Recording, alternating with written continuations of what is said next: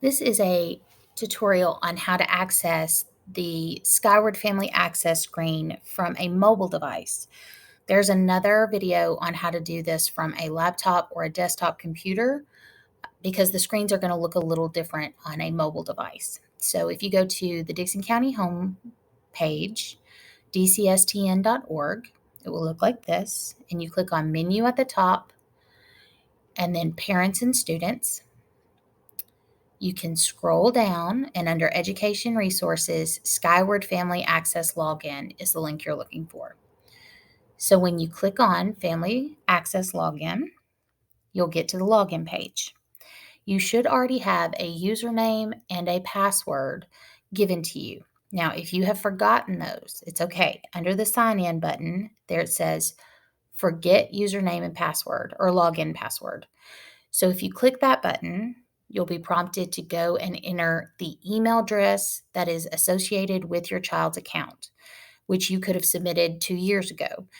So if you do not know what email goes with your student's account, you'll have to contact your school secretary so she can pull it up from Skyward.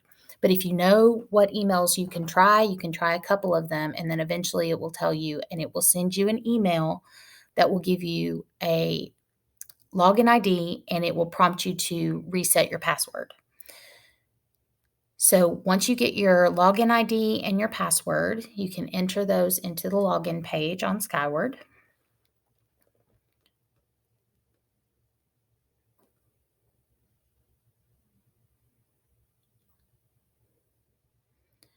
And sign in.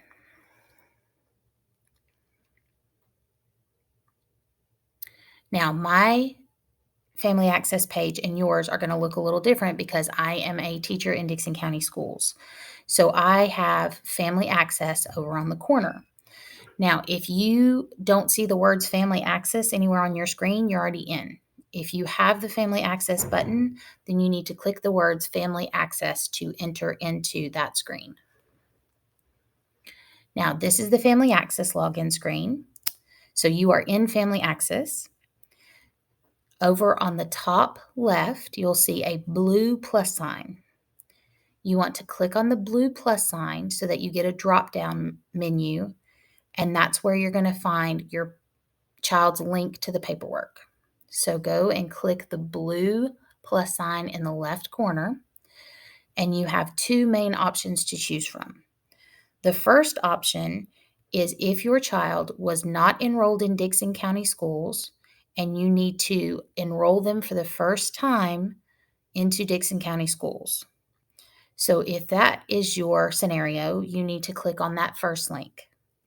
The second link is if your child attended a Dixon County school last year and you are simply re-enrolling them. You are updating their information. So when you click on that link, you'll have a drop-down menu that will list all of the students in your care. But on the top one, when you click on New Student, this is a different page. And so you will go through and you will answer the initial enrollment. But let's assume that you're returning to Dixon County Schools. So that second link down, you click on that you are going to recertify or re-enroll, and this drop-down menu will come down and you have all of your children listed. You will need to complete paperwork for every child listed. So one at a time, you can click on the student and it will pop up that student's paperwork.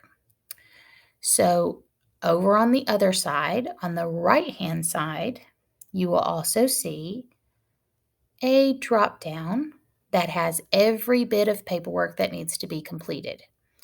So it will prompt you after each set of paper, it will prompt you to go to the next one. So at the very bottom of the screen, you have the options of saving it for later, or you have the option of continuing, and it's up to you. You can, leave it, complete it for now, and then come back, or you complete and move to the next one. So all of those different forms over on the right-hand side need to be filled out. 21 is the most important because that is how you officially submit all those forms you just filled out. So if you don't submit them on number 21, It's as if you never filled them out. So please make sure when you are done filling out all those forms that you do click number 21 and that you submit the paperwork. It will show you on that screen which forms have been completed and which forms have not been completed. So please make sure that all the forms have been filled out and that you click that button at the bottom.